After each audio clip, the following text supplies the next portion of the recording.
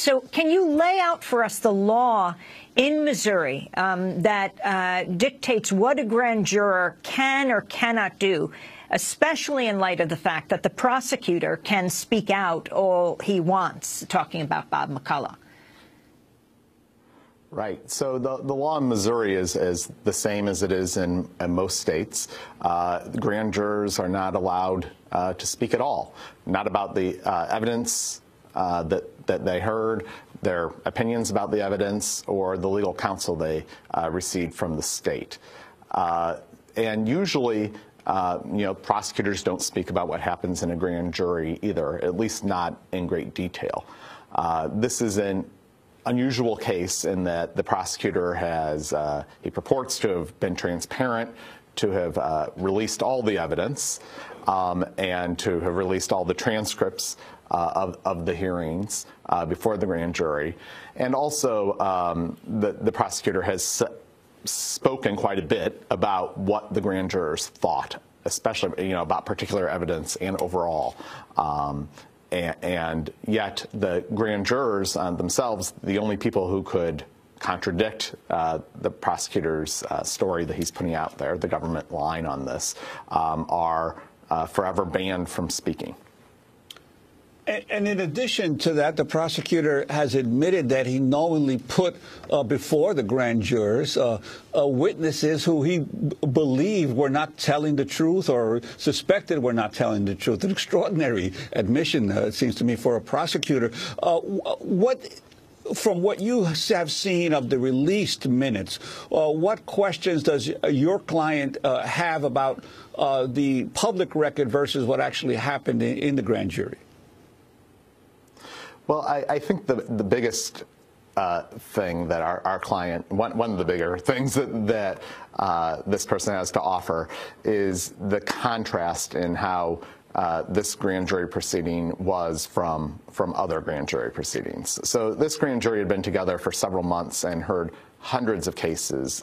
They usually lasted 10 or 15 minutes. And there are many ways in which the Darren Wilson investigation was completely different. Not only that it took longer, not only that prosecutors put on witnesses they didn't believe were telling the truth, but also how the grand jury was instructed about the law, which is ultimately very important to what their decision is. I want to ask exactly what happened during the grand jury proceedings. According to the released grand jury documents, the Assistant District Attorney, Kathy Alizadeh, said to the jurors, quote, "I know this is different than other cases because normally we've charged somebody with an offense. You have the charge in front of you. You can read what the charge is. You can read what maybe the elements are, and you don't have that in this case." Tony Rother, can you explain the significance of this?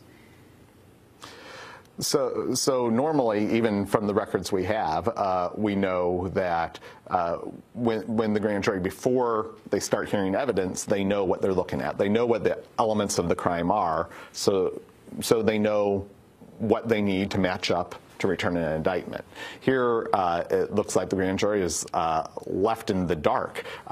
They weren't told what the law was until the very end, and in some respects, with regarding self-defense, they were told the law, about an unconstitutional Missouri law.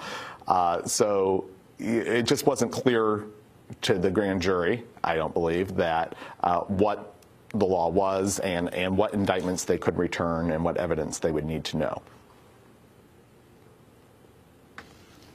So, Tony Rother, would the grand juror, if the grand juror spoke out, we don't know if the grand juror is a man or a woman, face a year in prison? Right. So, this person came to us originally with an interest in speaking out and wondering, what would happen to me if I did this. And I think it's troubling, just before the prosecuting attorney went out and gave an hour-long press conference detailing what the grand jury did, the grand jurors were handed copies of the Missouri laws that make it a misdemeanor offense to speak out about anything that happened as part of a grand jury. So, these folks are afraid, reasonably so, I think, to speak out. Also, it's just because it's a peculiar situation. The person who they might contradict is Bob McCulloch, the prosecuting attorney, who would also be the person who has the discretion to decide whether or not to charge them with violating the grand jury secrecy laws.